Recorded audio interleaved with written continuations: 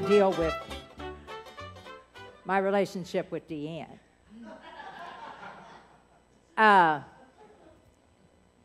So she calls me yesterday. Well, you want to come over for a late lunch? Yeah. I mean, I pretty much go over there every day, but... Because she doesn't cook. But, yeah. So I got over there. Well, we're going to watch a video. Okay. So she talks the entire time we have our lunch. Had to. Then she says, okay, we're going to go in here and we're going to listen to this video. And she talks the entire time during the video. Dawn, you know this is the truth.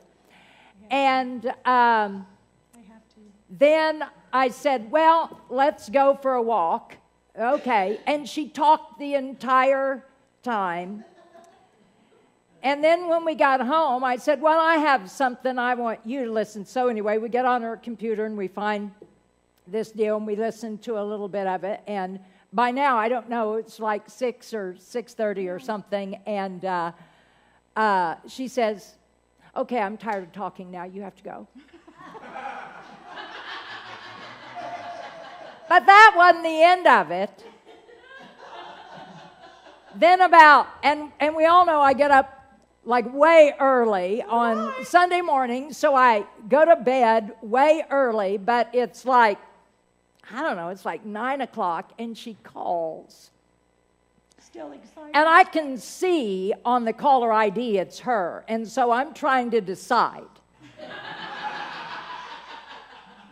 Because I could not answer, and then she could think I'm already in bed, and so, but I answer, and I don't say a word. And she got like a new book, not that book Beyond Human, some other kind of book.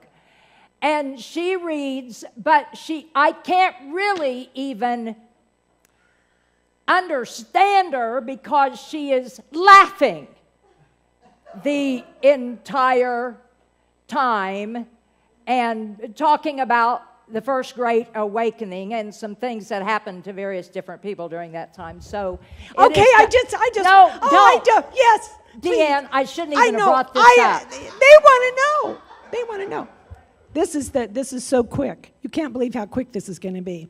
The first Great Awakening was like 1740 to 1742, and the great figure of that Great Awakening was Jonathan Edwards. Now, they used to study this in history. I don't think they do anymore, of course, but here's the deal. The first Great Awakening is a classic example. In Jonathan Edwards' meetings, people swooned. God, Don, this is going to make you so nervous. I feel it's upon us, I do. People swooned and fell over and entered trances under the weighty hand of God. Describing the revival of 1740 to 1742, Edward notes it was a very frequent thing to see a house full of outcries and faintings, convulsions. Oh, Don, can you just imagine? And such, both with distress and also with admiration and joy. Okay, Edward's wife was an absolute lush. Not with alcohol, with the Holy Spirit. Sarah Edwards would often show signs of enthusiasm, to say the least. Once in a meeting in 1742, she stayed after for 3 hours.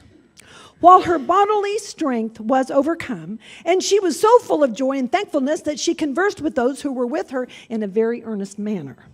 She was still so excited the next day, she couldn't do her daily tasks.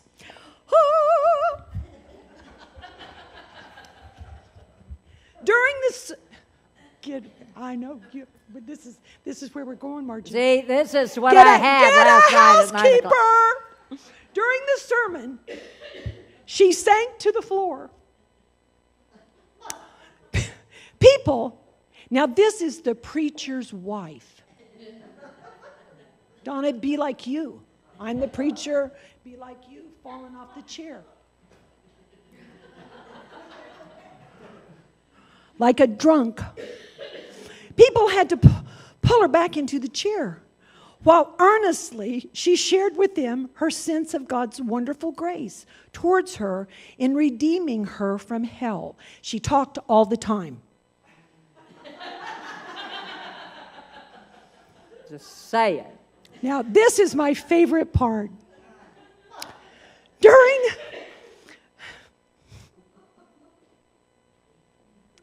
the next hymn, she leaped spontaneously from her chair, feeling as if she was ascending into heaven. 2 hymns later, she was back on the floor, and they took her to bed. There she continued to contemplate the glories of the heavenly world. And Jonathan Edwards finishes this chapter by saying, if we all had that kind of love and benign experiences, it would be a wonderful thing. Now, here is the deal.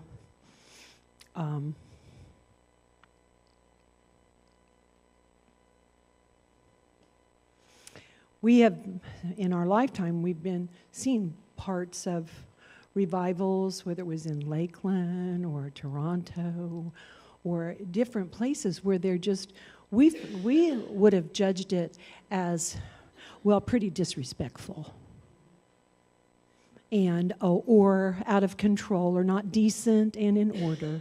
And I want to tell you, this decency and in order stuff, out of order, has been going on for generations. And listen, the Great Awakenings, the first Great Awakening and the second Great Awakening changed America. And while France went to hell in a handbag, the United States was established in righteousness. And out of Jonathan Edwards came the Wesley brothers. And the first time John Wesley preached, you'll love this, he preached 15 minutes and 425 people slid out of their chair and fell on the floor under the power of God. Now, I was a Methodist and I never heard that story.